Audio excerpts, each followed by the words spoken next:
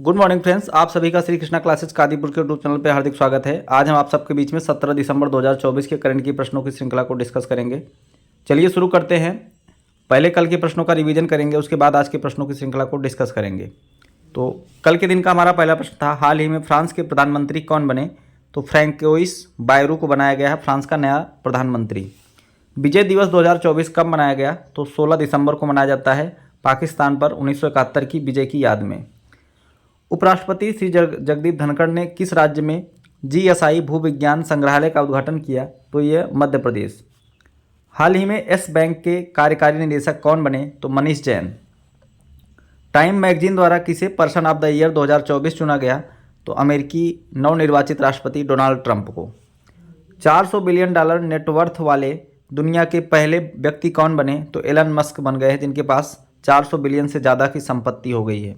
यह Tesla company के मालिक हैं, स्पेसएक्स के मालिक हैं, ट्विटर के मालिक हैं। मौलिक अधिकार के रूप में स्तनपान को जीवन का मूल आधार किस उच्च न्यायालय द्वारा घोषित किया गया? तो इसका जवाब हो जाएगा केरल हाई कोर्ट द्वारा। हाल ही में आई रिपोर्ट के अनुसार बिहार का लिंगानुपात घटकर कितना हो गया है? तो इसका जवाब हो जाएगा 882। 29वां अंतर्राष्ट्रीय केरल फिल्म महोत्सव का आयोजन कहाँ शुरू हुआ? तो केरल की राजधानी तिरुवनंतपुरम में। हाल ही में पहले भारत समुद्री विरासत सम्मेलन 2024 का आयोजन कहाँ किया गया? तो इसका जवाब हो जाएगा नई दिल्ली में इसका आयोजन किया गया। अगला प्रश्न है, हाल ही में किसने 2024 महिला हॉकी जूनियर एशिया कप का खिताब जीता? तो इसका जवाब हो जाएगा भारत। हाल ही में मशहूर तबला वादक जाकिर हुसैन का निधन हो गया। उन्हें किस वर्ष पद्म विभूषण से सम्मानित किया गया था? तो इनको जो है 2023 में पद्म विभूषण से सम्मानित किया गया था। आप सभी यदि वीडियो नहीं देखे हैं तो उसको जा करके देख सकते हैं, और प्लेलिस्ट मैंने बना दिया है। दिसंबर माह के जितने भी करंट अफेयर की वीडियो है आपको मिल जाएगी, आप जा करके उसको डिटेल में पढ़ सकते हैं। अगर आप नए वीडियो पे जुड़ रहे हैं, अगर वीडियो पसंद आ रही है तो लाइक करिए, ज़्यादा से ज़्यादा लोग पास शेयर करिए, चैनल को सब्सक्राइब करिए ताकि आपको नया वीडियो का नोटिफिकेशन मिलता रहे। चलिए शुरू करते हैं आज के दिन का प्रश्न की श्रृंखला। हाल ही में सैयद मुश्ताक अली ट्रॉफी 2024-25 किसने जीती? तो इसका जवाब हो जाएगा मुंबई। यहाँ मध्य प्रदेश गलत हो गया है, तो मुंबई इसका सही जवाब हो जाएगा। सैयद मुश्ताक अली ट्रॉफी का संबंध किस खेल से है? तो यहाँ पर जवाब है क्रिकेट से। तो मुंबई टीम के जो कप्तान थे वो श्रेयस अय्यर थे। आप यहाँ पर इमेज में देख सकते हैं, इनके द्वारा ट्रॉफी को लिया गया है। तो सैयद मुश्ताक अली ट्रॉफी 2024-25 मुंबई ने जीत लिया है मध्य प्रदेश को हरा करके। तो यहाँ पर देखते हैं कुछ इसके बारे में फैक्ट को। 2024-25 सीजन का सैयद मुश्ताक अली ट्रॉफी मुंबई ने मध्य प्रदेश को हरा कर जीत लिया। मुंबई ने इस बार अपना दूसरा टाइटल जीता है, तो इस बार मुंबई दूसरा जो है संस्करण इसका जीत चुका है। फाइनल मैच में का आयोजन जो है चिन्ना स्वामी स्टेडियम में खेला गया, जो कि बेंगलुरु में स्थित है। सैयद मुश्ताक अली ट्रॉफी एक घरेलू चैंपियनशिप है जो T20 प्रारूप में खेली जाती है, जिसका आयोजन BCCI द्वारा किया जाता है। BCCI आप जान ही रहे हो, board of control cricket in India, जिसके वर्तमान में अध्यक्ष हैं रोजर बिन्नी। इसका आयोजन 23 नवंबर से 15 दिसंबर तक किया गया। मुंबई टीम के कप्तान हैं श्रेयस अय्यर और मध्य प्रदेश टीम के कप्तान थे Rajat Patidar. Player of the match Suryansh सेगड़े को बनाया गया और player of the tournament Ajinkya Rahane ने बनाया गया। चलिए जानते हैं, सैयद मुश्ताक अली के नाम पर यह ट्रॉफी होती है। तो सैयद मुश्ताक अली का संबंध तो क्रिकेट से रहा ही होगा, उन्होंने कुछ ना कुछ ऐसा किया होगा कि जिसलिए उनको याद किया जाता है। तो सैयद मुश्ताक अली विदेश में टेस्ट मैच में शतक बनाने वाले पहले भारतीय थे, जिन्होंने 1936 में इंग्लैंड के खिलाफ 112 रन की पारी उन्होंने खेली थी।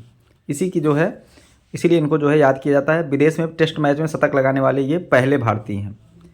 लाला अमरनाथ टेस्ट शतक बनाने वाले पहले भारतीय थे, जिन्होंने 1933 में मुंबई के खिलाफ 118 रन की पारी खेली थी। तो अगर ओवरऑल बात की जाए तो जो टेस्ट मैच में पहला शतक किसने लगाया था भारत की तरफ से? तो लाला अमरनाथ, लेकिन इन्होंने इंडिया में लगाया था। और विदेश में जाकर के टेस्ट मैच में शतक लगाने वाले पहले भारतीय खिलाड़ी हैं सैयद मुश्ताक अली। आइए जानते हैं अगला प्रश्न।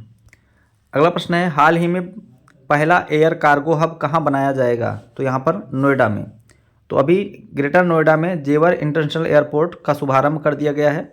तो यहाँ पर उसके बाद अब यहाँ पर यमुना प्राधिकरण क्षेत्र में देश का बड़ा एयर कार्गो हब बनाया जा रहा है, जो यहाँ के उत्पादों को पूरी दुनिया तक पहुँचाएगा। और इसके साथ ही साथ इंटरनेशनल कंपनियों के डिपो का भी निर्माण किया जाएगा? तो यह स्थित है नोएडा में जेवर एयरपोर्ट। ठीक है, अब आप कमेंट बॉक्स में बताएंगे नोएडा इंटरनेशनल एयरपोर्ट का संचालन कौन कर रहा है? ठीक है, कौन सा कंपनी इसका संचालन कर रहा है? अभी मैंने कुछ दिन पहले इसको आपको पढ़ाया है, 5-6 दिन पहले मैंने पढ़ाया है अभी। अगला प्रश्न देखते हैं, हाल ही में जॉर्जिया देश के राष्ट्रपति कौन बने? तो यहाँ पर मिखाइल कावेलाशविली यहाँ पर बनाए गए हैं जॉर्जिया के नए राष्ट्रपति। आइए जानते हैं जॉर्जिया के बारे में। तो जॉर्जिया ये रहा मैप में। तो जॉर्जिया, इसकी राजधानी होती है तिबिलिसी। यहाँ की मुद्रा है जॉर्जियन लॉरी। ठीक है, जॉर्जियन लॉरी यहाँ की मुद्रा है। और यह जो है अभी यहाँ के नए राष्ट्रपति बन गए हैं मिखाइल कावेलाशविली। ठीक है, इनका जो है सही जवाब हो जाएगा मिखाइल कावेलाशविली। आइए देखते हैं अगला प्रश्न, किस राज्य ने भारत की पहली योग नीति का अनावरण किया? तो इसका जवाब हो जाएगा उत्तराखंड ने। ठीक है, तो उत्तराखंड ने भारत की पहली योग नीति का अनावरण किया। इसके साथ बहुत सारे नियम कानून बनाए गए हैं, जैसे कि उत्तराखंड ने वैश्विक योग केंद्र बनाने के लिए भारत की पहली योग नीति का अनावरण किया। इस नीति का उद्देश्य आयुर्वेद और योग को स्वास्थ्य सेवा में एकीकृत करना, स्वास्थ्य पर्यटन को बढ़ावा देना और रोजगार पैदा करना। राज्य को वैश्विक योग गंतव्य के रूप में बदलना। ऋषिकेश को पहले से ही विश्व का योग की राजधानी के रूप में मान्यता प्राप्त है। 10वां विश्व आयुर्वेद कांग्रेस एक्सपो का आयोजन उत्तराखंड के देहरादून में हुआ था। अब इस नीति के तहत 50 नए योग और कल्याण केंद्र स्थापित किए जाएंगे और हर जिले में आदर्श आयुष गांव का विकास होगा। इसी साल दिलराजप्रीत कौर को उत्तराखंड सरकार ने योग का ब्रांड एम्बेसडर बनाया है। अंतर्राष्ट्रीय योग दिवस मनाया जाता है 21 जून को, जिसकी थीम है yoga for self and society. ठीक है, इस बार की थीम है, इसको आप लोग ध्यान में रखिए। आइए जानते हैं जो नए नए योजनाएं लागू किया है, जो नई नई नीतियां राज्यों के द्वारा बनाई गई हैं। जैसे सेमीकंडक्टर नीति लागू करने वाला पहला राज्य बना है Gujarat.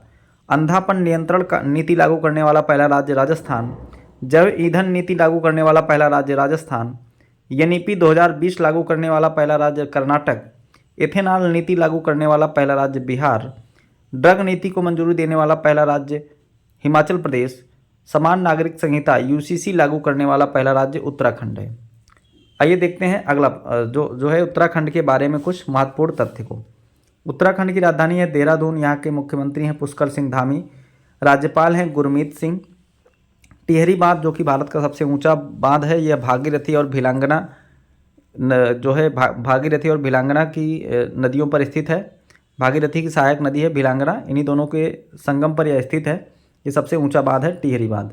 Jim Corbett national park जो कि भारत का सबसे पुराना नेशनल पार्क है, जिसका पुराना नाम होता था हेली नेशनल पार्क, अब यह रामगंगा नदी के पास से बहती है, जो है इसी बीच से बहती है जिम कॉर्बेट नेशनल पार्क से, तो इसका नाम अब हो गया है रामगंगा नेशनल पार्क। ठीक है, राजाजी टाइगर रिजर्व और राजाजी राष्ट्रीय उद्यान उत्तराखंड में स्थित हैं। फूलों की घाटी राष्ट्रीय उद्यान उत्तराखंड में है। गंगोत्री राष्ट्रीय उद्यान, गोविंद राष्ट्रीय उद्यान, ये सभी उत्तराखंड में स्थित हैं। फुलदेवी त्यौहार, मक्खन महोत्सव, अंडोरी महोत्सव, हरेला उत्सव, ये सभी मनाया जाता है उत्तराखंड में। आप लोग इसको ध्यान में रखिए। अगला प्रश्न देखते हैं 13वां एडमिरल कप 2024 को किसने जीत लिया है? तो इसका जो है इसको जीत लिया है रसिया ने 13वां एडमिरल कप 2024। आयोजन इसका भारतीय नौसेना द्वारा किया गया जो है, यह एक अपतटीय लेजर रेडियल बोट रेस है। यह केरल के अस्सीकुलम बीच के पास जो है अरब सागर में आयोजित किया गया, जहां भारतीय नौसेना अकादमी स्थित है। 13वां एडमिरल कप 9 से 13 दिसंबर को आयोजित किया गया। रूस की टीम इसमें विजेता बनी है। भारतीय नौसेना का एडमिरल कप एक अंतर्राष्ट्रीय नौकायन दौड़ प्रतियोगिता है। ठीक है, इतना आपको याद रखना है बस। अगला प्रश्न देखते हैं, हाल ही में ISA का 105वां सदस्य देश कौन बना है? तो उसका 105वां सदस्य देश बन गया है मालदोवा। तो यहाँ पर 104वां सदस्य देश बना था आर्मेनिया। और ISA की स्थापना जो हुई थी 2015 में हुई थी। इंडिया और फ्रांस ने इसका मिल करके COP21 के दौरान इसका जो है इसको बनाया था। इसका हेडक्वार्टर है गुरुग्राम हरियाणा में। इसके डायरेक्टर जनरल हैं अजय कुमार माथुर और अगले साल के लिए बना दिया गया है आशीष खन्ना को 2025 से पदभार संभालेंगे। पहला अंतर्राष्ट्रीय सौर महोत्सव का आयोजन दिल्ली में किया गया। आईएसए का 7वां सत्र दिल्ली में आयोजित किया गया नवंबर माह में। 100वां देश बना था पराग्वे, 101वां देश बना था नेपाल और अभी 105वां देश बन गया है मालदोवा। ठीक है, आप लोग इसको ध्यान में रखिए। और जो आईएसए है इसका full form international solar alliance है। यह जो है कर्क रेखा और मकर रेखा के बीच जहाँ पर सूर्य की किरणें सीधी रेखा में पड़ती हैं उसमें जितने भी देश आते हैं वो उसका लक्ष्य है कि सभी इसके सदस्य बन जाएं, जिससे हम सोलर एनर्जी को बढ़ावा दे सकें। ठीक है, ये सभी चीज़ें आपको ध्यान में रखनी है। अगला प्रश्न देखते हैं। हाल ही में पद्मश्री से सम्मानित जोधैया अम्मा का निधन हो गया, यह क्या थी? तो ये मध्य प्रदेश की प्रसिद्ध पेंटिंग और चित्रकारी वैगा चित्रकारी की ये प्रमुख जो है जानकार थी और ये इनका मुख्य पेशा यही था। ये वैगा चित्रकार थी। इनको पद्मश्री से सम्मानित किया गया था और 15 दिसंबर को इनका निधन हो गया। मध्य प्रदेश के उमरिया जिले के लोढ़ा गांव की निवासी ये थी। आप देख सकते हैं इनके द्वारा जो है ये पेंटिंग बनाई जा रही है, चित्रकारी बनाई जा रही है। अगला प्रश्न देखते हैं। भारत फ्रांस और किस देश के बीच अरब सागर में डेजर्ट नाइट सैन्य अभ्यास का आयोजन हुआ? तो इसका आयोजन हुआ भारत फ्रांस और यूएई के बीच में, डेजर्ट नाइट सैन्य अभ्यास। तो यूएई के बीच में हुआ। तो यूएई की राजधानी होती है अबू धाबी, यहाँ की मुद्रा है दिरहम। ठीक है, इसको आप लोग ध्यान में रखिए। अगला प्रश्न देखते हैं। हाल ही में गूगल इंडिया का कंट्री मैनेजर किसे नियुक्त किया गया है? तो प्रीति लोबाना को नियुक्त किया गया है गूगल इंडिया का कंट्री मैनेजर यहाँ पर। और ये आप देख सकते हैं इमेज के जरिए, ये हैं प्रीति लोबाना और इन्हीं को बनाया गया है गूगल इंडिया का कंट्री मैनेजर। अगला प्रश्न देखते हैं। हाल ही में किसके द्वारा लिखित पुस्तक मिनी रामायणाज मेनी लेसन्स प्रकाशित की गई? तो ये आनंद नीलकंठन के द्वारा लिखी गई पुस्तक है। आइए देखते हैं प्रमुख पुस्तकें जो इस बार चर्चे में रहीं। तो खाकी के स्थित प्रज्ञ जो है अनिल रतूड़ी की पुस्तक है। काल ऑफ द गिर परिमल नाथवानी, भारत के 75 महान क्रांतिकारी Bhim Singh, India @100 KB Subramanyam, breaking rocks and barriers Sudipta Sengupta, Manoj Bajpayee the infinitive biography Piyush Pandey, power within the leadership legacy of Narendra Modi R Bala Subramanyam, the book of the corporation Dalai Lama और कैलाश सत्यार्थी द्वारा लिखी गई है। सोर्स कोड माई बिगिनिंग, तो ये लिखी गई है बिल गेट्स के द्वारा। Hold on to your dreams Ruskin Bond द्वारा लिखी गई है। India's foreign policy Kallol Bhattacharya, the conspiracy Gotabaya Rajapaksa, the winner mindset Shane Watson, Sanskrit के आयाम Manoram Mishra, 4 stars of destiny Manoj Mukund Naravane, एक समंदर मेरे अंदर Sanjeev Joshi, welcome to paradise Twinkle Khanna. ये सभी पुस्तकें लिखी गई हैं, इसी साल रही हैं, चर्चे में रही हैं। अगला प्रश्न है। हाल ही में भारतीय नौसेना ने कहाँ पर संपर्क 4.0 अभियान शुरू किया है? इसका जवाब हो जाएगा महाराष्ट्र। तो भारतीय नौसेना ने महाराष्ट्र से संपर्क 4.0 की शुरुआत की है। तो महाराष्ट्र की राजधानी हो जाएगी मुंबई।